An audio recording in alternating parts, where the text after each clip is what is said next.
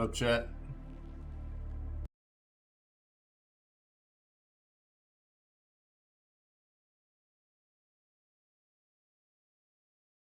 Going on? Happy Wednesday.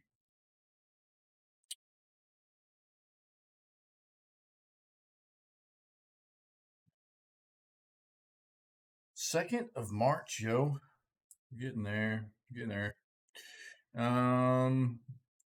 Halfway through the week, huh? Cool.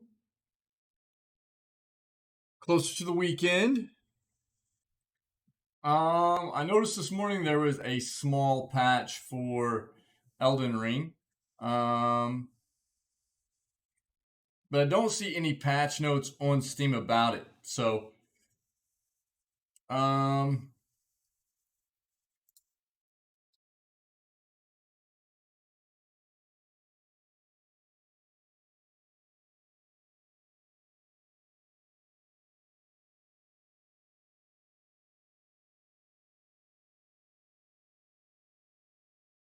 it was not a very big patch, that's for sure.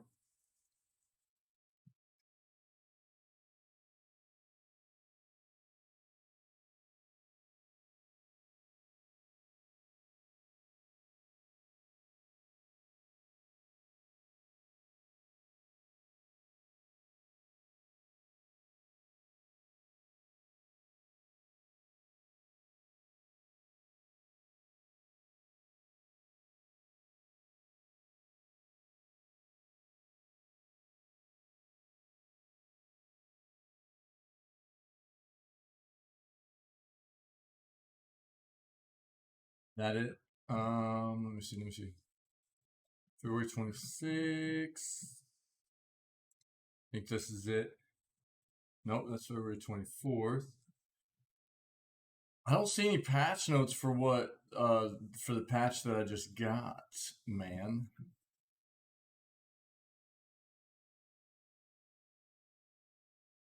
So I don't know. It was very small. It was very small. I don't know. Maybe we'll see something about it in the news. Go ahead and pull that up. 1 second, and I'll grab the news. 1 second, and I'll grab the news.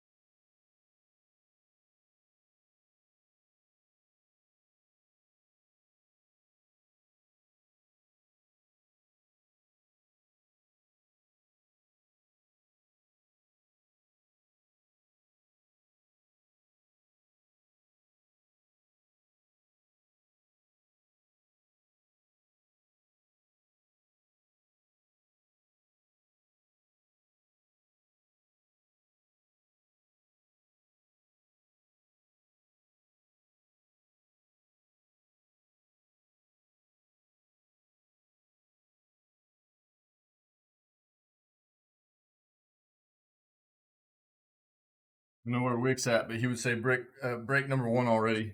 Sorry, I had to get some rice started up this morning because I'm gonna make fried rice tonight. I forgot to make it last night, so I gotta get it made and then I gotta get it chilled. That way the fried rice makes nice. Yeah, you know what I'm talking about, right, chat? Okay, let's get some news.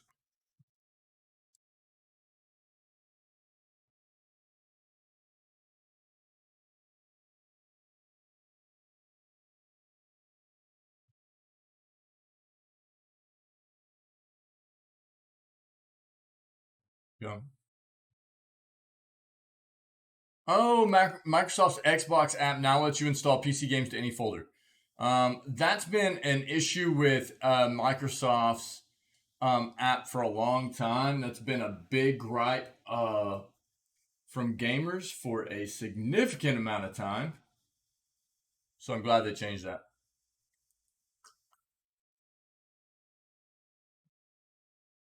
Good.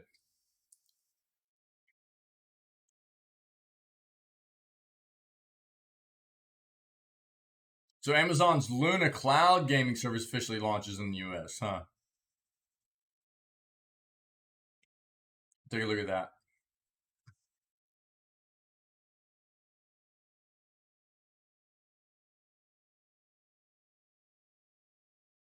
Oh, wow.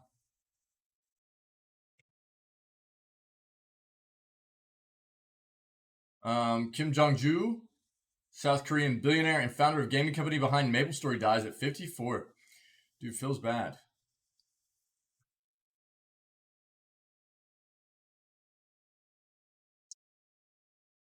Xbox CEO Phil Spencer reveals his message for gamers after winning a Lifetime Achievement Award. We'll read that too.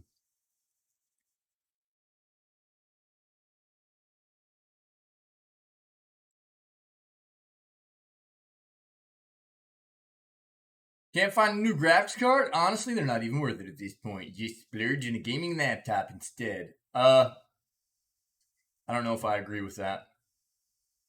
Unless you were able to pull that graphics card out and put it into a desktop, I don't know. I'm not traditionally a big fan of gaming laptops. I have one, but I'm not traditionally a big fan of them.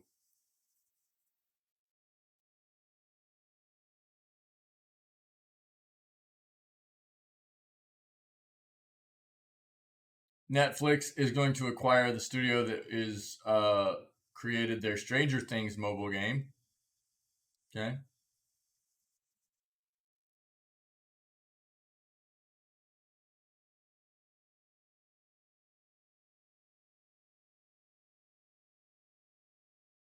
We see stuff like this. I'm not going to read into this. We see stuff like this happen all the time, where kids have access, or they're playing games. They have access to their kids or their parents'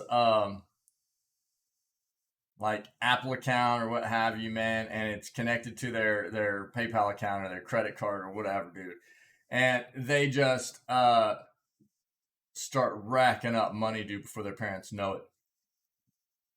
Stories everywhere of that kind of thing.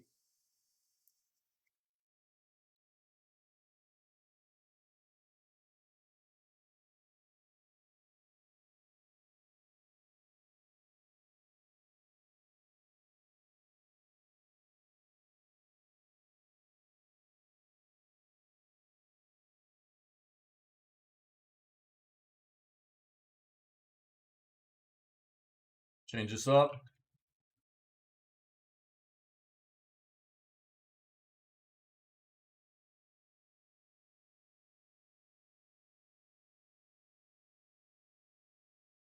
We read that yesterday.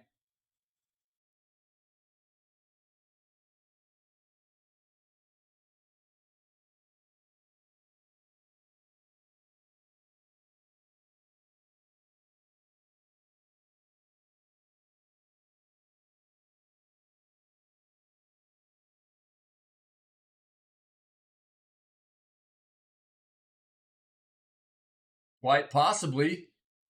But if we stay united on the front of being against NFTs and kind of boycotting the games that NFTs are a part of, then it will hinder NFTs becoming part of the games as a whole. So that's what we have to do as a community of gamers, in my opinion.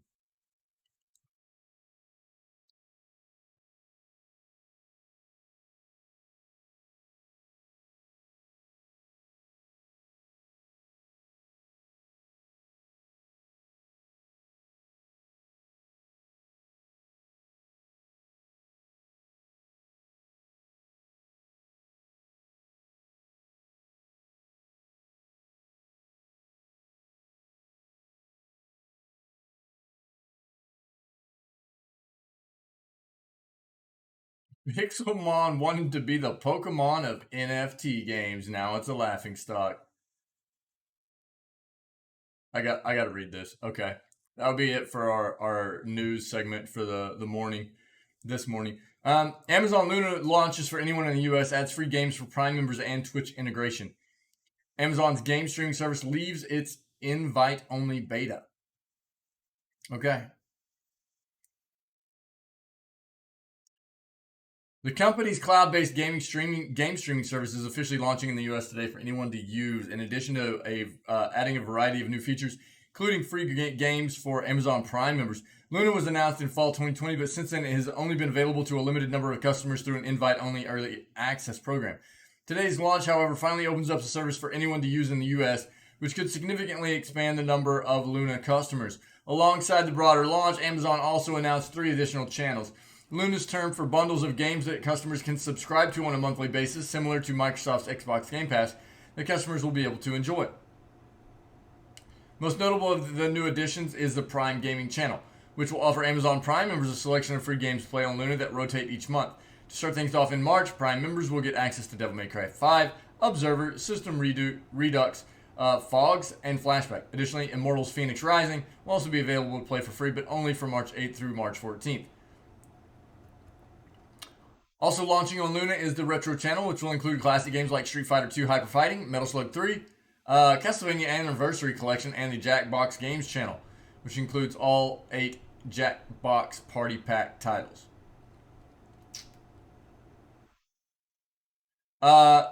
Amazon is using the Jackbox Games channel to debut a new Luna Couch feature that lets other friends join you in playing, even if they don't subscribe to Luna themselves.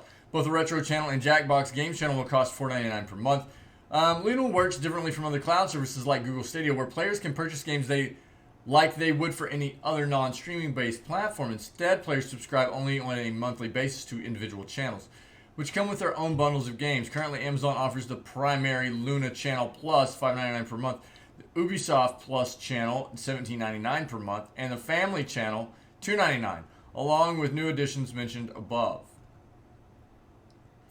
Lastly, Amazon is using the official Luna channel launch to debut a few new features for the platform. The company is leveraging its ownership of Twitch to add native support for one-click broadcasting. Simply press a button on Luna and you'll instantly be able to stream your game live, complete with a camera feed overlay. There's even a QR code system for users to play on Fire TV to link their phone to use as a webcam.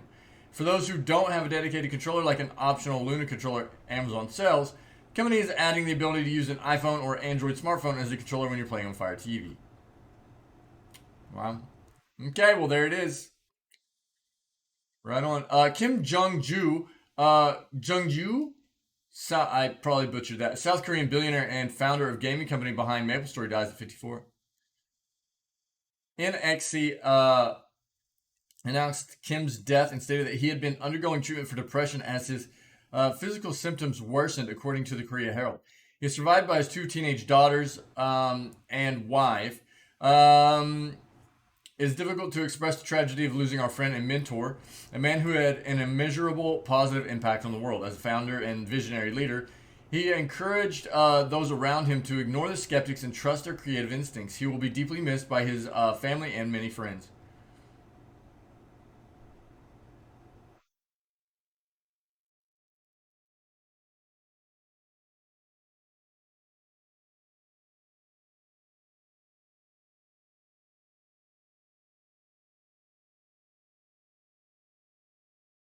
Yeah, actually sounds like he was a pretty decent philanthropist.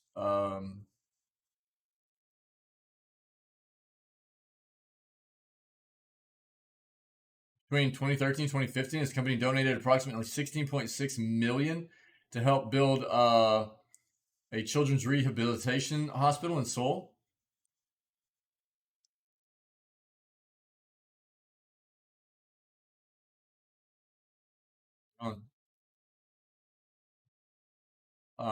It's unfortunate. Thoughts out for this individual's wife and kids. That sucks. And thank you to him for what he's done in the gaming industry. I appreciate it. Xbox CEO Phil Spencer reveals his message for gamers after winning Lifetime Achievement Award. Asks gamers to respect creators, calls out toxicity in acceptance speech. Nice, dude.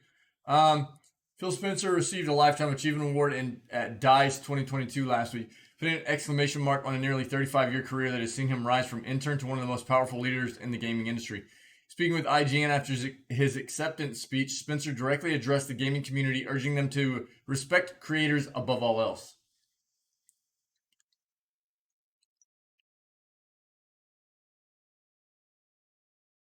Keep playing. Keep using your voice. Understand the power of creativity, the power of community, Spencer said. And the other thing I would just say is let's respect creators. I think it's very often that creations can be kind of weaponized and used in battles between platforms and other things.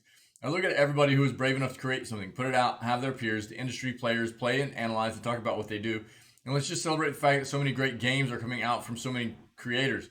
Realize that's such a foundation where this industry is going to. Spencer's comments followed a speech in which he called out toxicity in gaming, saying that the games industry has a responsibility to billions of players. We have a responsibility to everyone in this business. We have a responsibility to society. We have a responsibility to ourselves. Spencer said, our responsibility is simple. Do everything possible to ensure that this entire industry is about treating every single person with dignity and respect. Toxicity was a major theme throughout DICE, an industry-focused conference that brings together executives and developers for a week of networking and discussions culminating in the DICE Awards.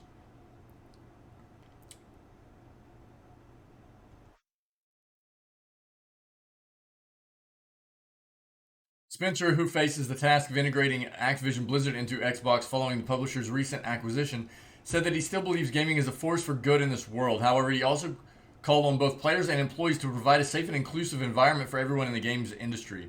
Yo, Mad, what's up, buddy? We fall short when we fail to. How are you, bud? We fall short when we fail to provide a safe and inclusive environment for every person who works in our industry. We fall short when we tolerate abuse. We fall short every single time someone feels unwelcome in our industry and in our communities. We can, we must, and we will do better. I've said from the get-go, this is the best thing about Activision Blizzard getting bought out by Microsoft.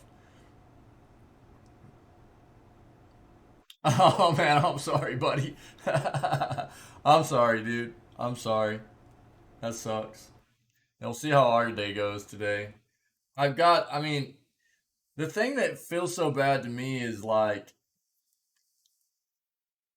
every time I play the game, I feel like I can see the potential in the game, and sometimes I have fun with it. But the performance issues, dude, that I deal with nonstop in the game, are really kind of killing the game for me, man.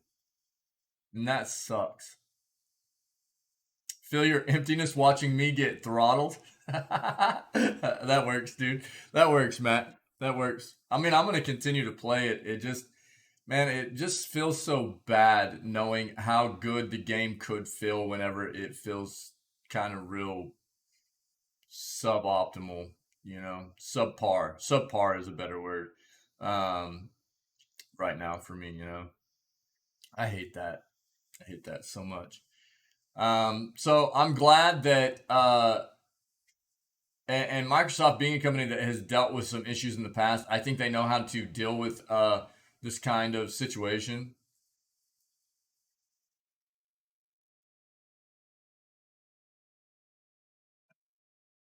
But I mean,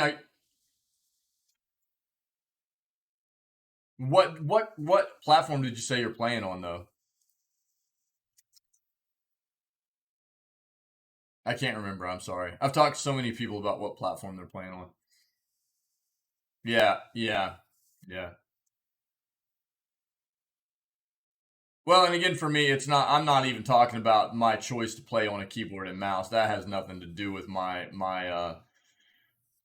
It's just the performance of the game on a like technical aspect of the PC port of the game is just very very poor. They did a very bad job with the PC port of the game. It's just not good. That's what I hate about it. I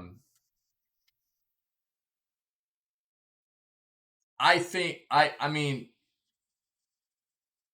my standpoint as far as like a game of this caliber that has the soulsborne stuff, as long as From's been developing these games now, um I find it odd that they're taking this stance where they just have they're so tunnel vision on just platforms still. or just consoles still. You know, they even though they've got gamers across the board, PC and everything. It's like they're taking no kind of concern on trying to get their games to run on PC well at all, or to get their games to run well with keyboard and mouse or anything like, you know. And that's really weird to me at this point. As far as they are into the iterations of these games they've made, um,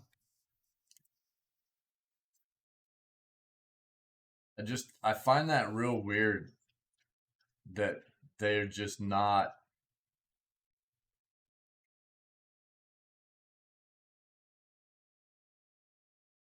It's like they, I don't know, man.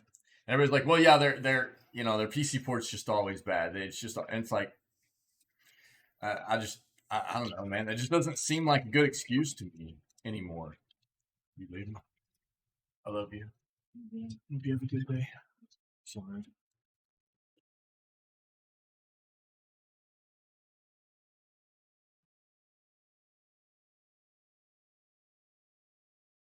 But it is what it is. I'm gonna keep trudging through it, and we'll see where we get today. I'm gonna start off with some Godric stuff, and we'll see how that fight goes. I need to learn that fight a bit more, so we'll start off with some Godric stuff. I'll quit ranting about it. Start off with some Godric, and we'll see how it goes. I need to learn it a bit more, and then we'll probably die a good 50 or 75 times, and then we'll move on to some exploration, some places we haven't seen yet, and then we'll try it some more.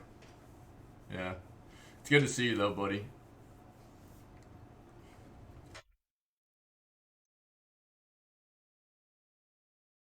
All right, last news article, then we'll get into our Elden Ring play. Pixelmon wanted to be the Pokemon of NFT games.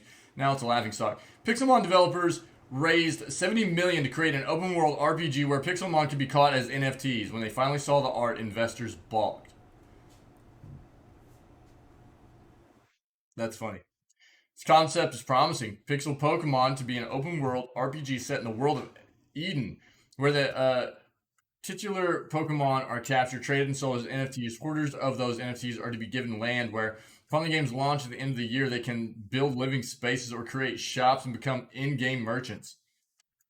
Dude, I know, Matt. Hey, I just said it just a little bit ago. There was an article. I didn't pull it up. It was just an article that I went by in the news, and it was like what to expect from NFTs taking over your games or something like that. And I was like, look, as long so far, what I've loved to see about the NFTs is that gamers as a community, and even a lot of devs, especially smaller devs and indie devs, have been very united. It's been a very united front on not allowing the NFTs to get into the games, right? And as long as we stay united on that front, and if NFTs do come into the games, we boycott those games and don't allow it, it won't become a thing, really. Yeah, that's what we have to do, in my opinion. In my opinion, that's what we have to do. It's been very good so far on that front, but we have to continue that trend. Um, I don't know if you saw where there's a real good example. What's the I can't think of the name of the dev right now that did the Worms games. Um, but basically they like Team 17. Yeah, did you see that whole thing? Did you see that?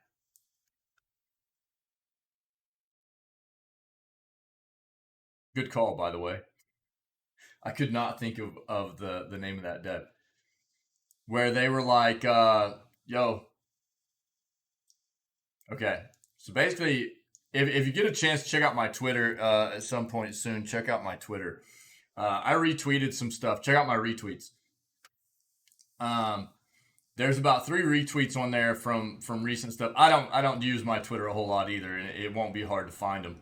there are some retweets from some smaller devs that were working in collaboration with Team 17. Don't have a tweeter.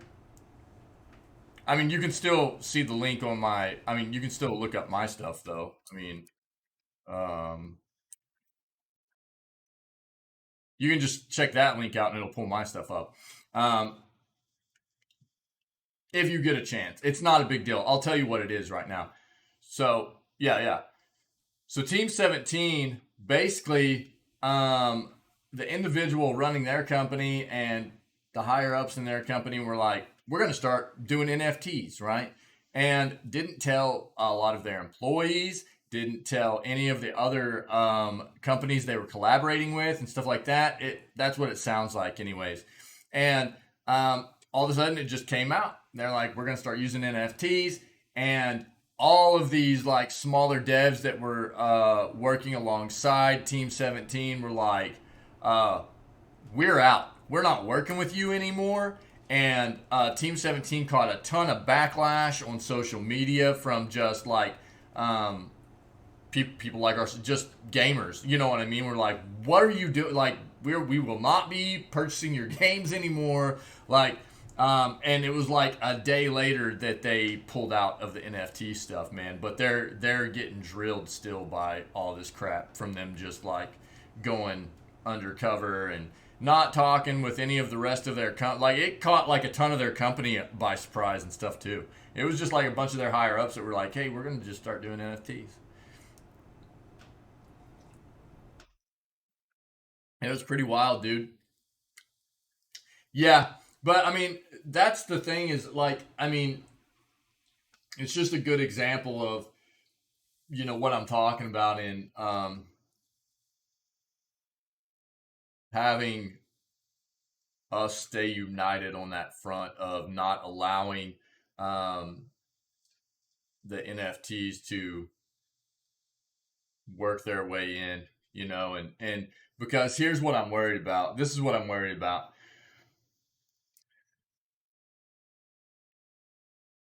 Take a game like Elden Ring. Take a game like Elden Ring, okay? Where it is a beloved franchise. And I'm not saying that From would do this, but a beloved franchise where they have this fan base that believes they can do no wrong, right? And there are many out there, like it's just the one that comes to mind right now because we're playing their game, right?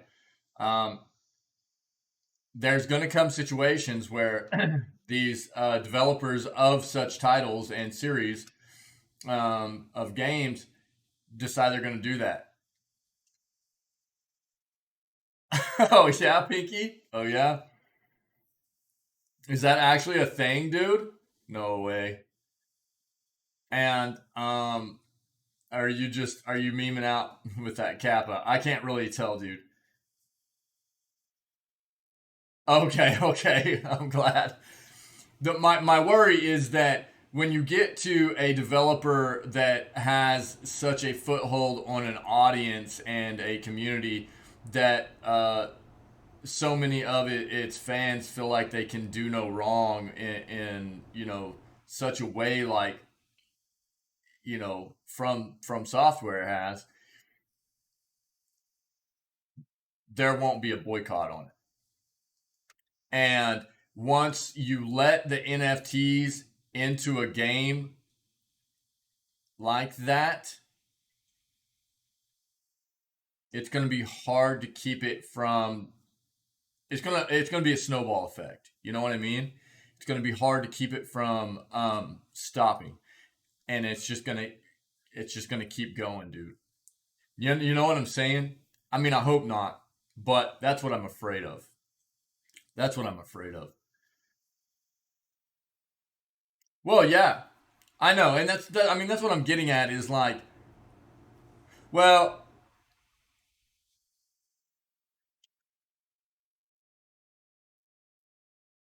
okay, so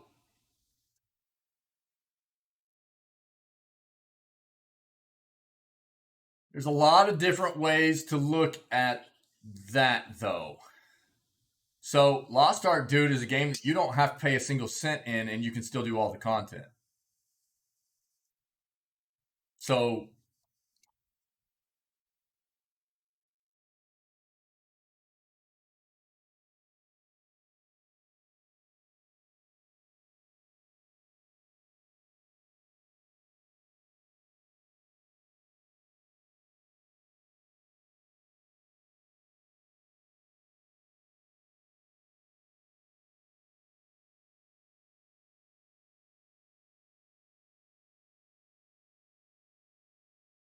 if you're having fun, though, I mean, look,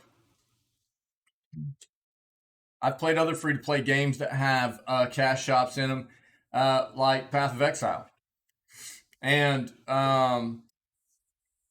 it didn't really have pay to win. It had like pay for quality of life, right? Here's my stance on that. Okay, um, there are some very there's a lot of gray area in between the whole like free to play games that incorporate more like pay to win and pay for just like skins and quality of life stuff, right? And then there's like a whole gray area in between there. Um, exactly. That I mean that's kind of what I'm getting at. And everybody, look, everything's respective and subjective, and um, everybody kind of has their own feel about it, okay? And I understand that. And that's why I love this community, because we get to have these kinds of conversations. I've played free to play games, um, and I've got one of my kids, dude, likes Genshin Impact. um, that's a gotcha. That's a very well developed gotcha, and those are basically gambling games, right? And I've used that. I've talked about this before. Oh my god, dude. Hey, Ghost Laserbeam. What a name, dude. Ghost Laserbeam? Holy crap, dude. Well, there's a new term to block in my chat. Hold on. Yo, Ghost Laserbeam, get wrecked.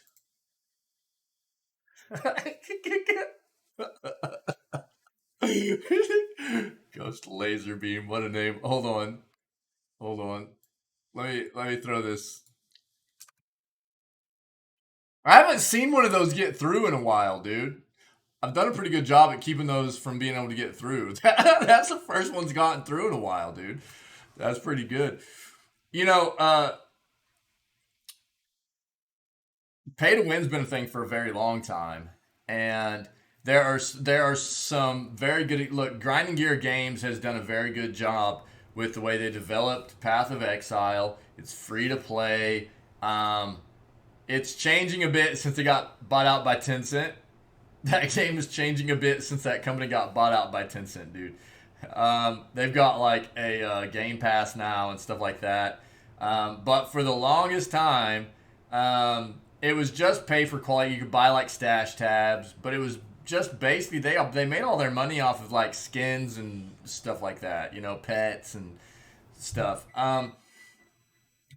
Yo, one second. I gotta get this rice off the burner. One second.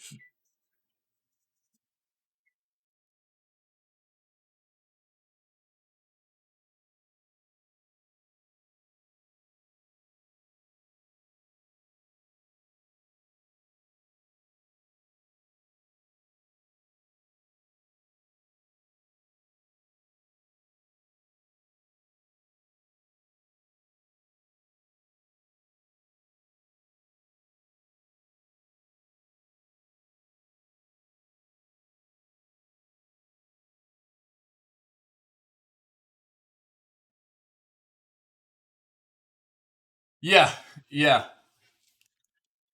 Well, yeah. And again, but I mean,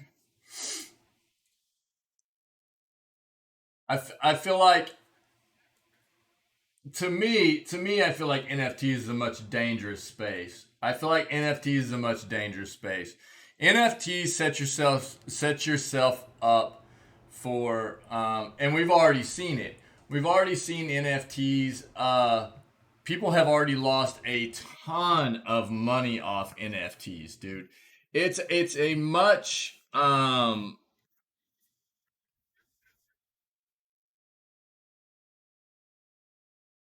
more elaborate kind of schemish type scenario, if you will.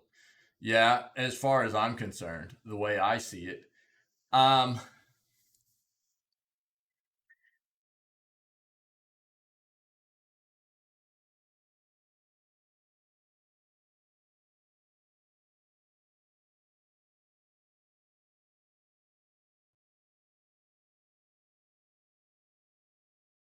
I'm not against. I'm not against like free to play games. I'm not a fan of pay to win games. I'm not a fan of pay to win games. What I'll say about Lost Ark, you bring up Lost Ark, Matt, as a pay to win. I know that Lost Ark has a an amount of pay to win in it, but everything I know about Lost Ark's pay to win is that it doesn't skew the game very much. Mostly just in like PvP stuff. And as far as I know, all of the content in the game can be done free to play. And if you're having fun in a game free to play and you can do all the content free, you don't have to pay, then I don't see any issue with it. Yeah. Well, it just again, it's all. I think it's all subjective, and depending upon your own personal perspective. I can respect the way you view it. I respect the way you view it. In my opinion,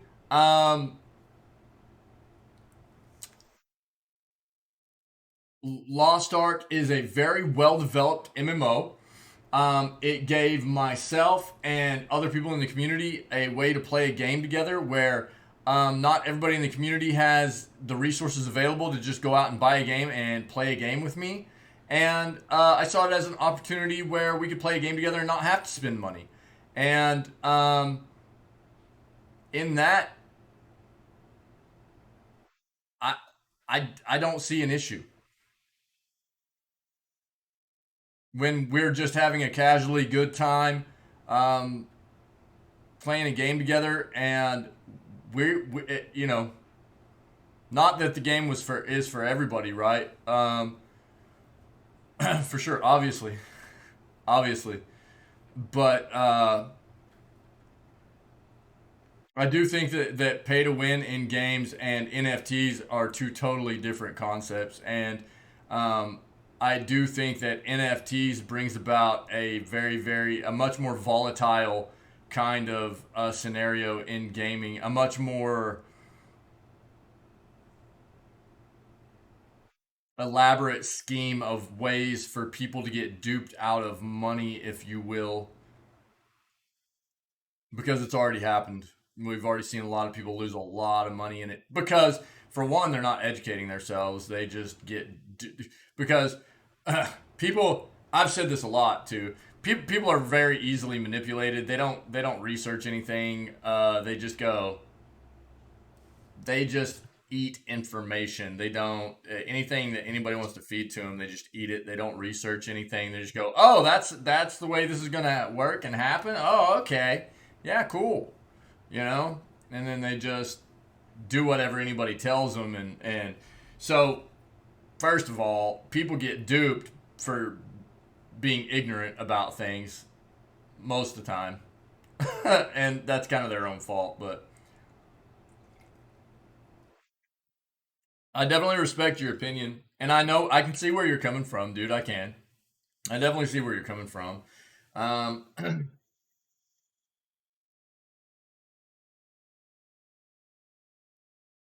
yeah, for sure, Matt. Yeah, that's cool. That's cool. It's a good conversation. It really is.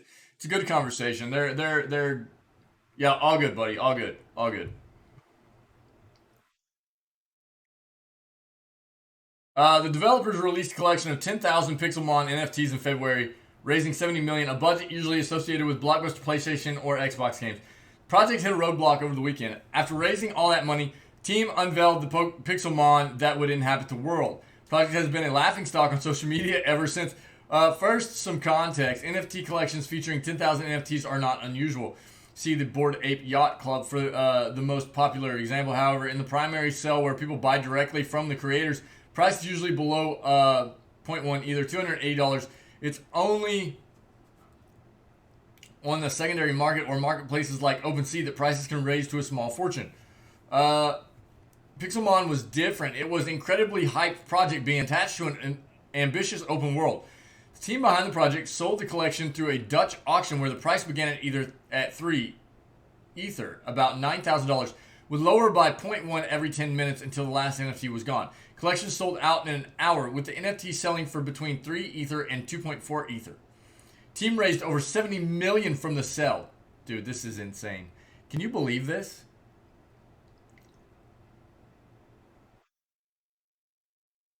Stylish, voxelated Pixelmon monsters, not real,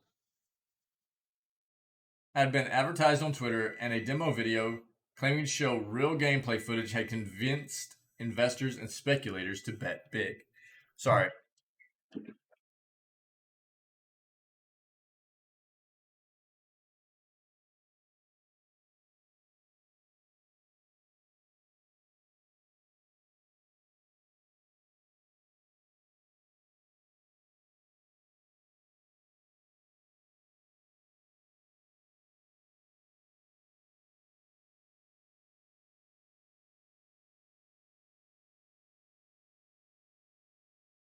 All right. Rice is done. Now I just gotta let it cool for a bit and I gotta throw it in the fridge, man. That way I can make some fried rice. Um,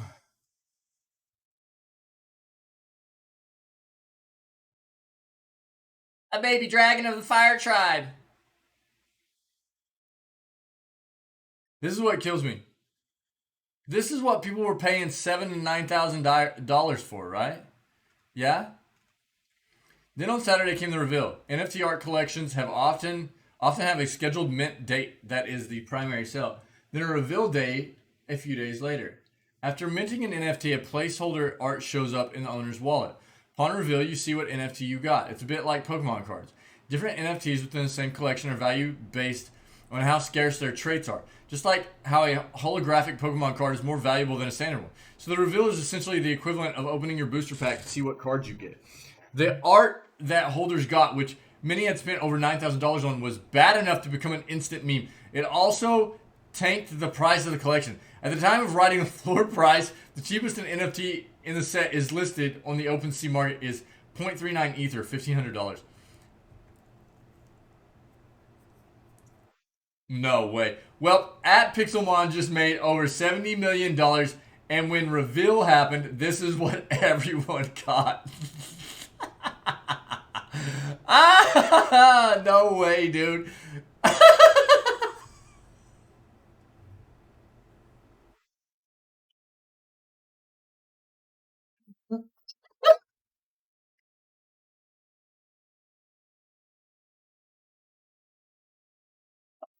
God, dude, I'm leaving this up. I'm leaving this up.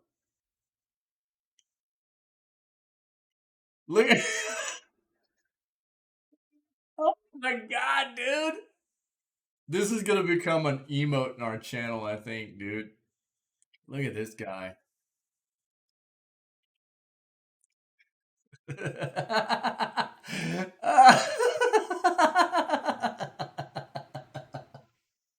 I can't, dude. I can't. Look at this is what people were paying $7,000 to $9,000 for, dude. See, this is the difference in like NFT crap and like the pay to win stuff in games. People want to be involved in this like lottery scenario type stuff where it's you know, and then you just absolutely get duped because they give you this good night. Look at this, dude. What is this? What is, look at this face. God. Oh my gosh, dude. Welcome to Jurassic Park.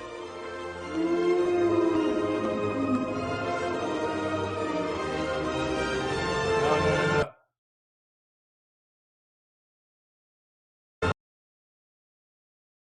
Look at that guy. What is, you can't even see what they are. What is what is that?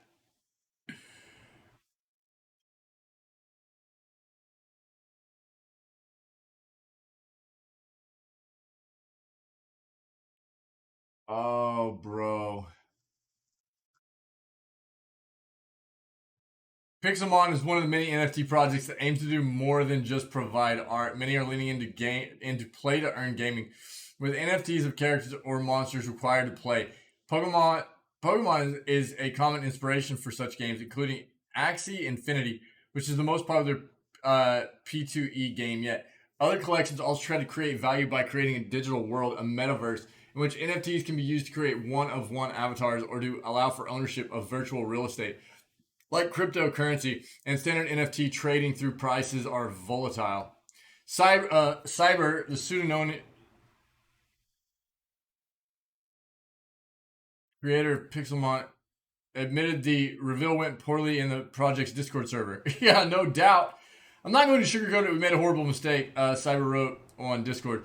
Unacceptable. We felt pressured to push reveal, and the reality is we weren't ready to push the artwork. Does not represent the brand. We will fix this as we have let many people down with this reveal.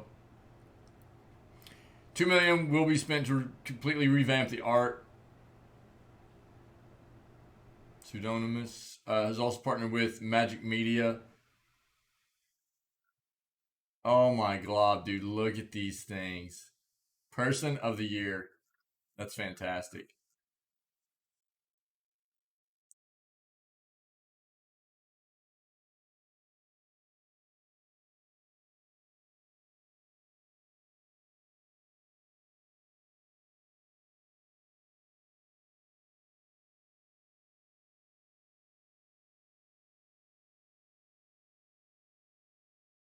Oh, bro. That is some funny stuff, dude. That's some funny stuff. Ready for some gaming? I'm gonna leave that up.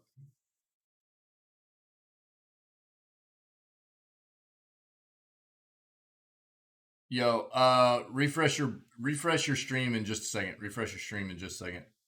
I gotta do something real quick. You're gonna need to refresh your stream. 1 second.